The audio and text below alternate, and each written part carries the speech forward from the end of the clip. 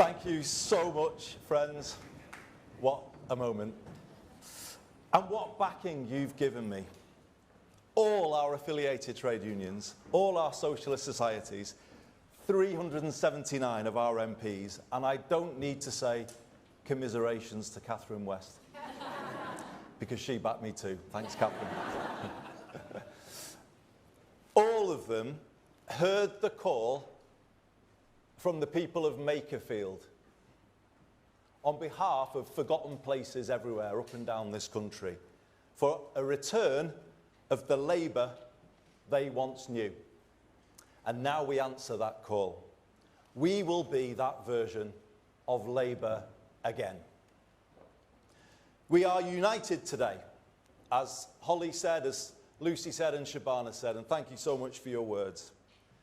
We are united, and we put the power that comes from that unity at the service of people and places who have been waiting too long for politics to let them hope again. And that's what we're going to do, everybody. We're going to give them hope back. This is a proud moment you have given me and my family today, and an emotional one. But it is one for which I am ready. I am ready. Ready to lead and to build on the foundation laid by one person more than any other. Under Keir Starmer's leadership, we went from our worst defeat to one of the best victories in our history. Keir put Labour back in a position to change people's lives, and that is what we have been doing these last 2 years. New rights for workers and for renters.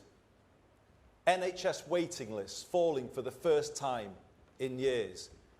In fact, since I was Health Secretary, I think, so well done, Wes. Rail back under public control. Britain's reputation rebuilt on the world stage. And as Lucy said, just this week, the biggest rebalancing of the scales of justice this country has ever seen. Today we thank Keir for his service to our party and to our country.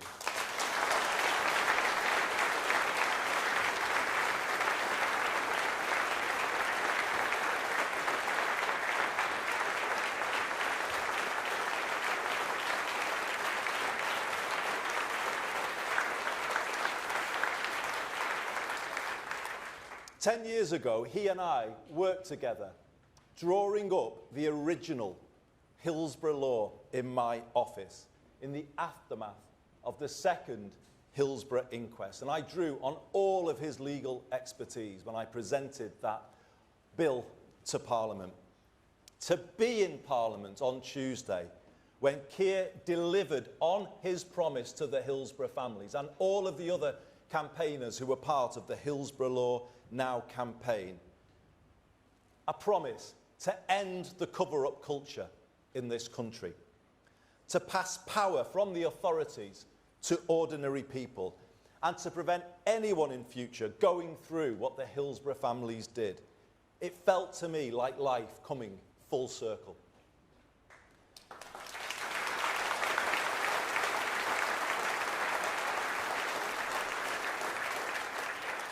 My journey to this stage today began in earnest at Anfield in April 2009. The COP made me confront the fact that this country does not work for working class communities like the city of my birth. In fact, it's worse. It turned its back on them. Political power was used viciously against them to protect vested interests. Economic power cruelly stripped with the deindustrialisation of the 1980s, as it was against so many places up and down the land. And let us never forget, these are the very same places that built this Labour movement, this trade union movement where we are today, Paul. Those are the places, but they were the places that were done down. This labour movement, the trade union movement, was forged in the steelworks and ironworks of Sheffield, Scunthorpe, Port Talbot and Teesside, in the coalfields of South Wales, Central Scotland, Nottinghamshire, Derbyshire, Yorkshire and Lancashire, in the mills across the Pennines, west and east, in the shipyards on the Clyde and on the Tyne, and in the dockyards of Liverpool and here in London. The people of these proud places made labour. But we have to ask ourselves, just as I had to ask myself at Anfield that day, have we been good enough for them? Change starts with honesty. We must recognise that this generation of politicians, myself included, have failed to challenge a political culture and an economic model that simply doesn't work well enough for ordinary people. 4 decades of the neoliberalism that began in the 1980s have not been kind to the places that built our party, nor to the communities across the UK in rural and coastal areas. So we pledge today to them to be better. And as I accept the honour of leading this party forward, I will tell you about 5 things I will do to make us so, to make us better. First, I will work relentlessly to build a culture of one Labour team, because change starts with us.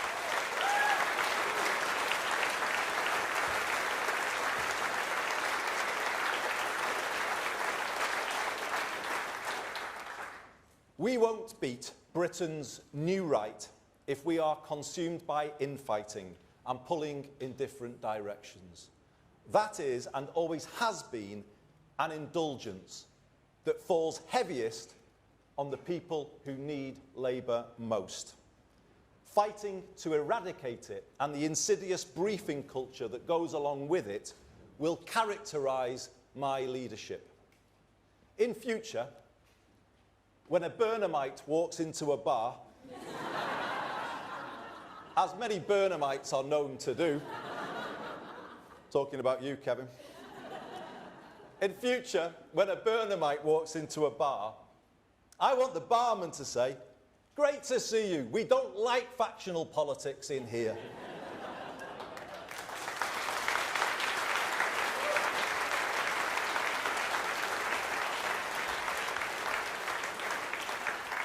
Now, you might know, and your reaction suggests so, there's a different version of that joke told by people who put internal politics before anything else. But here's the truth.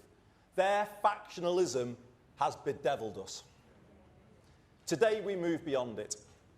I have supported all our Labour leaders in my lifetime because I believe a united Labour Party and Labour movement is the best hope for our country. And I know you believe that too, as do our members up and down the land.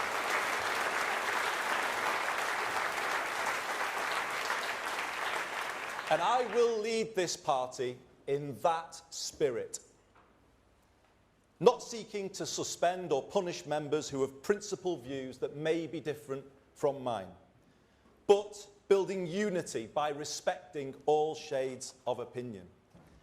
And contrary to what you may keep on reading, I haven't made any decisions yet about who will be in that top team, but I will soon, and when I have, you will see it reflects all parts of our party, all communities, and it will reflect your own place within this great party of ours.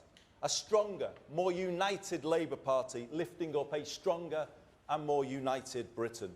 And this brings me to my second change. I will work to build a new politics. The country is crying out for it. We might enjoy the point scoring against others. The public don't. How can politicians point fingers when living standards are falling and politics as a whole isn't working for them? It infuriates them and makes them switch off. In Makerfield, I decided to make a break with this. I said we hadn't been good enough. I told people what I would do to fix it. You know what? People started to listen again. They gave us a fair hearing, as the great British public always do. And then another chance. But let's be honest, everybody, this is a last chance to change, and we must take it together, united together.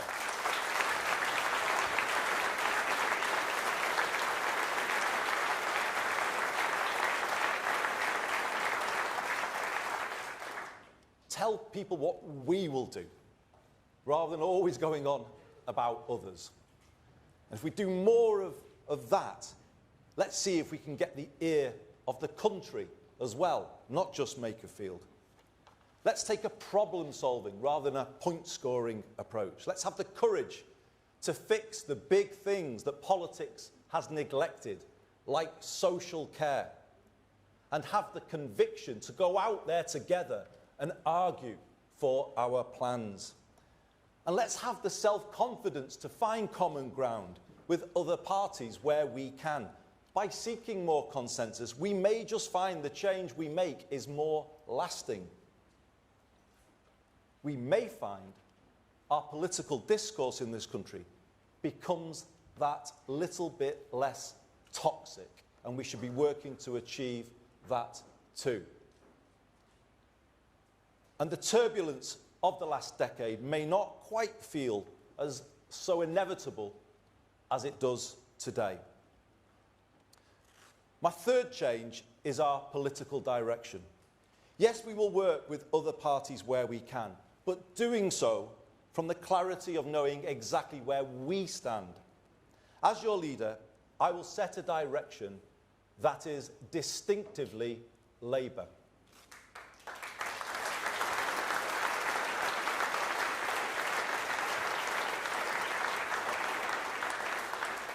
We won't try to out-green the Greens or out-reform reform, or doing what we've done in the past of wearing too many Tory clothes. Let me tell you, I'm quite happy that Kemi doesn't approve of my wardrobe choices, because I'm not keen on theirs either. From here, we do it differently. We win by being us. Boldly, confidently, authentically us. Labour. That's how we win. I want people to understand the thinking behind the political direction I set, so people can see the decisions we take and the reasons why. I am clear, Britain took a series of wrong turns in the 1980s. Political power was centralised and economic power was privatised. The country surrendered control of the essentials: housing, water, energy, transport, and left people exposed to higher costs.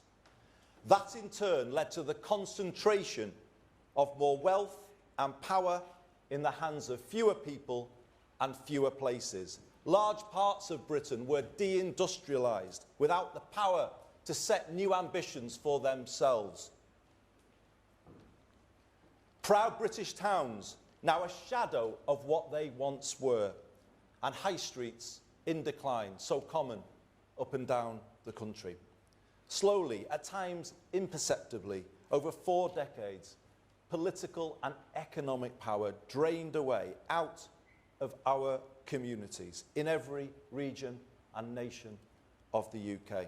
If local places don't control something as basic as a bus service, how can they connect people to opportunity and turn things around? If the sell-off of council homes leaves the country chasing rents in the private rented sector through the benefits system and paying for temporary accommodation for thousands of families as they have to do here in London and elsewhere across the country, how then will we find the money to invest in prevention and improve people's lives? The truth is we can't.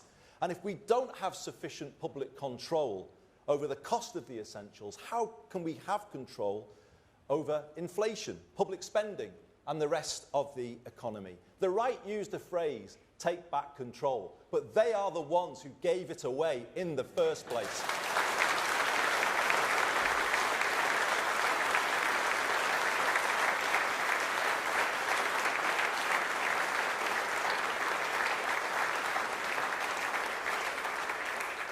If we want an economy and a country that works for all people and places, which to me should always be at the very core of Labourism, then it requires a new path to the one we've been on for the last 40 years.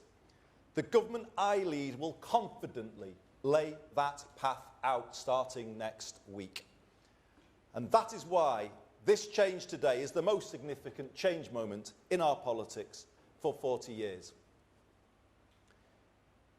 It will take us to a country where life is more affordable and all people and places are lifted from where they are now. And conference, this is my fourth commitment to you. I mean it when I say all places. I will be a leader for the North, the South, the East and the West, for Scotland, Wales and for Northern Ireland.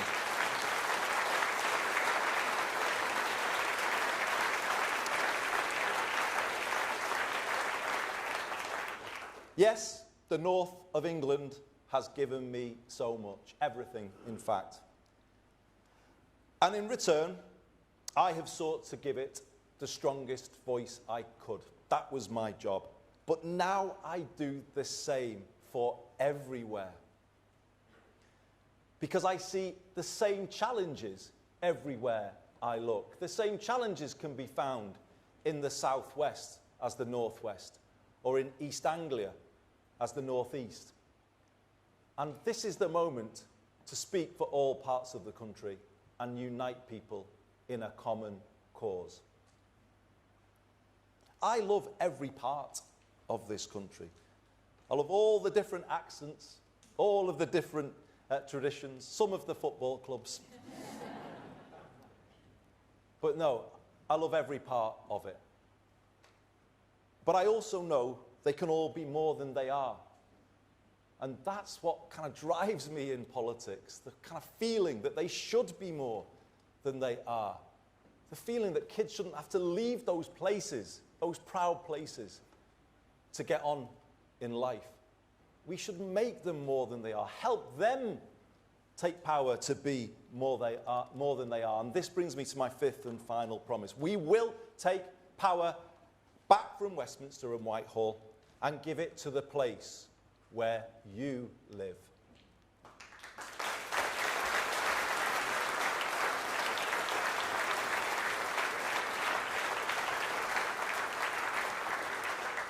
More power over life's essentials so you can make them work better and more affordable for people, just as my good friend Steve Rotherham is doing today as we are here meeting at the TUC in London. He is at a meeting, chairing a meeting of the Liverpool City Region Combined Authority, and he is presenting to that meeting a plan to put the entire Merseyrail network back in public ownership by 2028.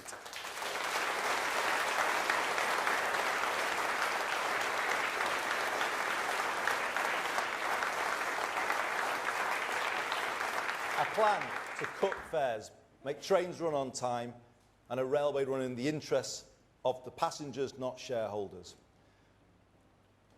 We want to give your area more power to build the council and social homes that you desperately need for those families I was talking about a moment ago. More power to improve your high street, backing local businesses, such as the pubs and the shops that bring them to life. And make no mistake, everybody, I will be a pro-business leader of the Labour Party, as I was a pro-business mayor of Greater Manchester.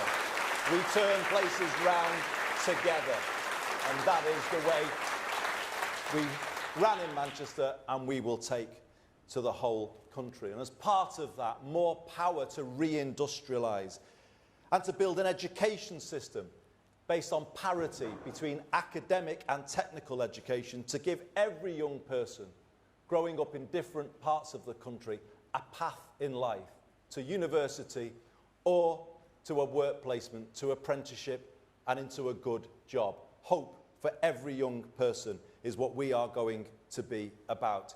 And this is it. When you add all of that together, a plan to give people more power, to bring back the hope we have all been missing too much, and people are looking for us to deliver, and we will. So, everybody, you're here and you're sharing this moment with me.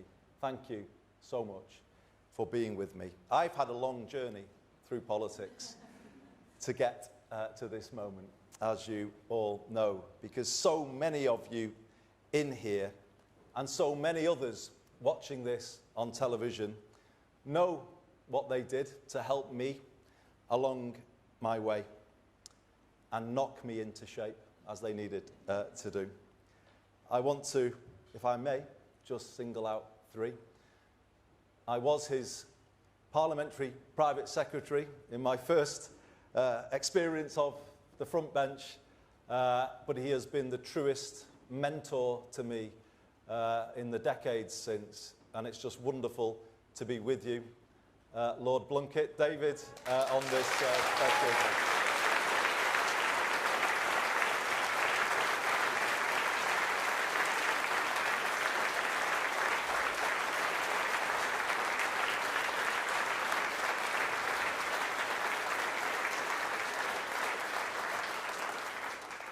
I would say he taught me everything I know, but no, he didn't. Certainly not about football. But it is wonderful to have you at this moment with me, David. Can I also say to Dame Margaret Beckett, you were a wonderful friend to me and guide throughout my time in the cabinet.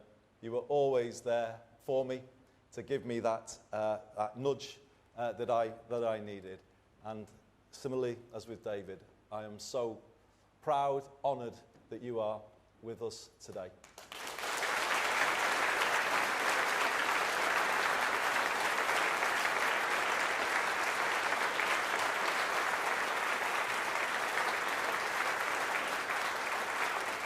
And sitting next to Margaret, for those of you who want somebody to blame,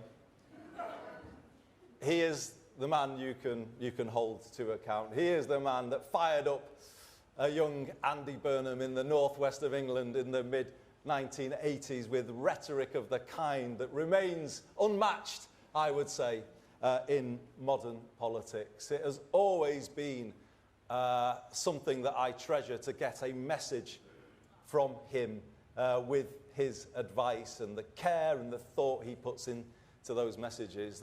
They mean everything to me. I would not be standing here.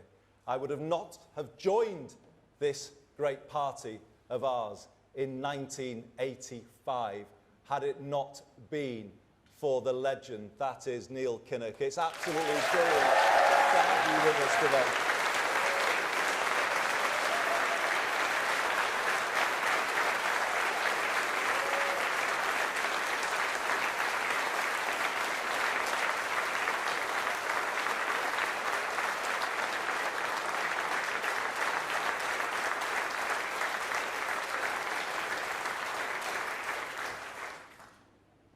So many of you here who I can't name, so many watching, have helped me get here.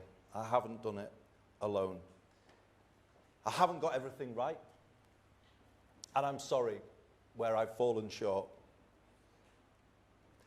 But I have always given it my all, and I always will.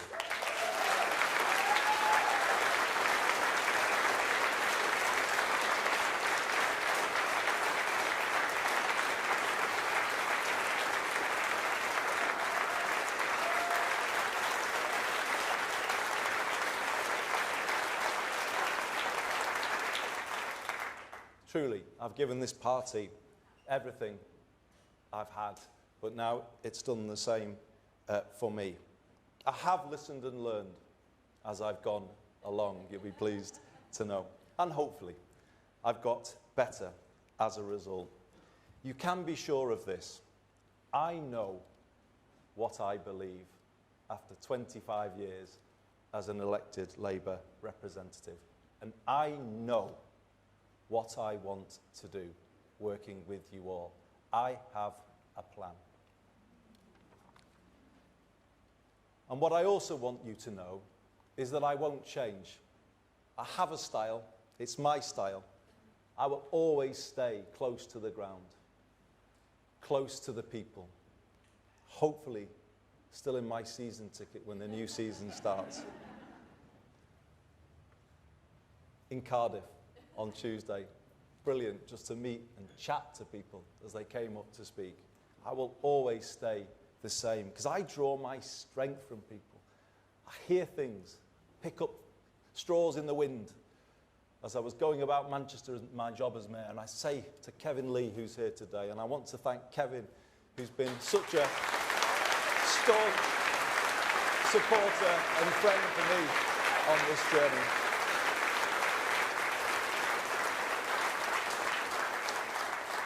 I would bring a little idea from Greg's or the pub or wherever, and he'd say, well, this is hardly from a think tank, and what am I meant to do with this? But that's how we did it, just to be close and listen, and that's what I'll do. I'll be out and about in August, in all parts of the UK, definitely in the south, and I'm off to Gravesend later to show I'm for the south too.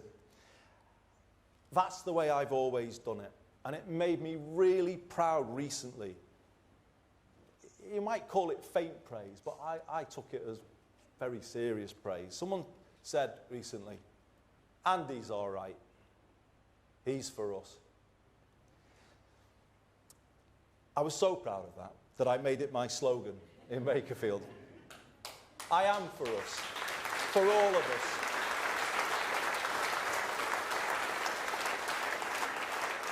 And I want people to say once again that Labour are for us. I want that to just fall off people's tongues, and we can do it. We can be that party, the party that puts more power in people's hands, drives good growth in every postcode, and puts hope in every heart, that gets the country pulling together again and moves beyond the divisions of recent years. All people and all places, public and private sectors, in a new sense of unity and common cause. That's my mission as your new leader, to bring back hope. I believe in all of you, and I am confident we can do it. Thank you very much.